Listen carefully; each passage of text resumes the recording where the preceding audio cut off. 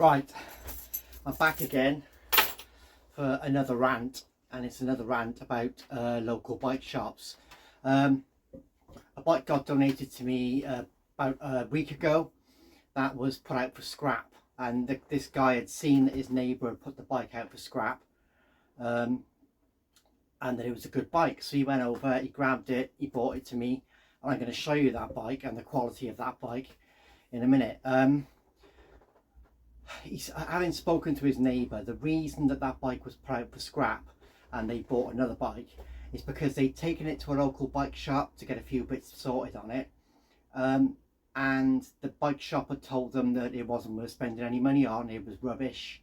It was rubbish from a well-known car accessories retailer in the UK here.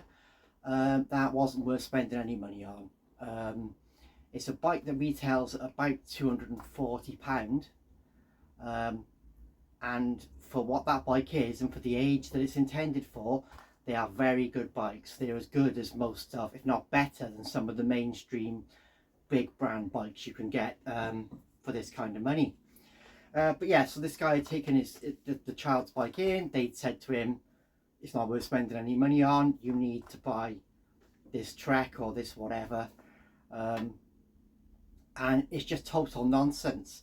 And a bike that was perfectly serviceable, needs about half an hour spending on it to get it rideable, was going to go to scrap. And it's just lucky that this chap had seen his neighbour putting the bike out for scrap, and he was aware of my project, and he brought it here to Free Bikes for Kids, and that bike is now going to go to a local school or a child in need somewhere, and they're going to be absolutely over the moon with it. Like I say, it's the best part of a £250 bike. This, it's a lightweight aluminium 24-inch decent quality kids bike. It's not super flash, it hasn't got hydraulic brakes and all that, but I mean, this is a bike for an 8, 9, 10-year-old. You know, it doesn't need to have bells and whistles. It needs to be a decent weight, it needs to function properly, it needs to stop well, it needs to be simple and easy to ride, and that's all it needs to be. And to say to somebody, because of the brand of this bike and where it is sold, that it's not worth repairing, that it's not worth spending any money on, and they might as well get something else, is just ridiculous. And bike shops have got to get a grip and stop doing this. You know, just take the money. If you don't think the bike is worth fixing, that's up to you. But if the customer is willing to pay £150 to get a bike that they only paid £200 for fixed, then just take their money. Take their money and fix the bike, regardless of what you think the value of the bike is. There's no reason not to fix that bike and let it live on. This bike is going to go, like I say, to a child in need now that's probably never even owned a bike of their own, and it's going to mean the absolute world to them. And if it wasn't for this guy stepping up and taking it from his neighbour, it would have gone to scrap. Just absolute total waste.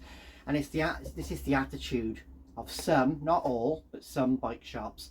If the bike is not a brand they sell, if the bike has come from a big chain, they won't touch it, and they'll tell people that they wasted their money, or it's dangerous, or it's this, that and the other, and this is just not true. I'll show you this bike in a minute and you'll see for yourself that it's a perfectly good quality kids bike. It's perfectly serviceable. It wants about half an hour spending on it to tidy it up. Honestly, you'll be shocked when you see the condition this bike is in, that was going to be thrown away, and thrown away because of the attitude of the shop where they took it to be tuned up. All they wanted was a bit of a brake adjustment doing on it, and I can't think what the other thing was. Oh, the chain had dropped, brake adjustment, there was something else, a gear adjustment I think, and they were told that they needed a bike with disc brakes and it needed to be a certain brand and a certain quality, and it's just absolutely not true. The bike has V brakes on it, which are perfectly serviceable. They're Tektro ones, which are a good brand. I'll walk you through the bike in a sec now, and you'll see the quality of this bike and just how ludicrous this attitude is. Just because the bike is a Carrera, you know, if someone brings it into your shop and they're willing to spend the money to get that bike fixed, just take the money and fix the bike. It's not going to harm your reputation. You know, you're helping somebody out. Just do the right thing. There's no need for that kind of snobbery or prejudice against something that's been bought from somewhere other than yourself. Just take the money and fix the bike. We'll go outside and have a look at this bike now, and I think you'll agree that that it's just ridiculous to even consider that you would throw a bike like this away.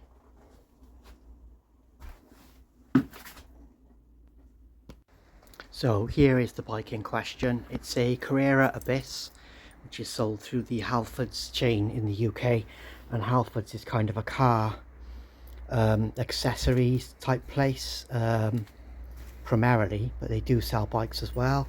And this Carrera range of bikes is frowned upon because of where it's sold from. It's not sold from a bike shop, but they are tremendous quality bikes. It's a lightweight aluminium frame. It's got decent brakes. It's got quick release wheels, quick release seat post.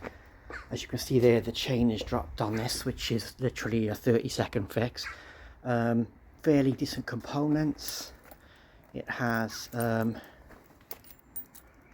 V-brakes, Tektro V-brakes on it, which needed a bit of adjusting, which was the main reason they took it into the shop in the first place.